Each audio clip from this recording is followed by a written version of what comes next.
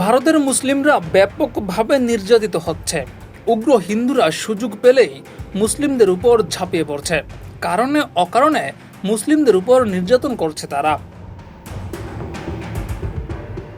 মুসলিমরা যখন নামাজ পড়ে তখন মসজিদের সামনে গিয়ে ঢোল বাজিয়ে বিরক্ত করা, মসজিদকে অপবিত্র করে রাখা তাদের নিত্যদিনের কাজে পরিণত হয়েছে।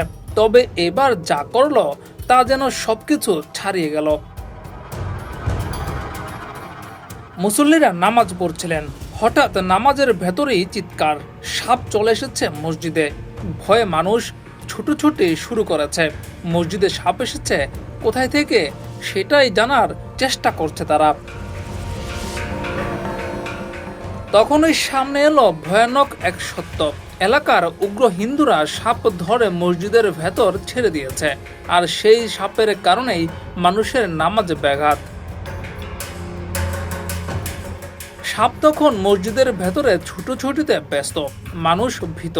কয়েকজন সাহস করে এগিয়ে গিয়ে শেষে সাপটিকে বের করতে সক্ষম হয় মসজিদ থেকে। তবে এই ঘটনা আরও একবার ভারতে মুসলিমদের নির্যাতনের দৃশ্য সামনে নিয়ে এসেছে।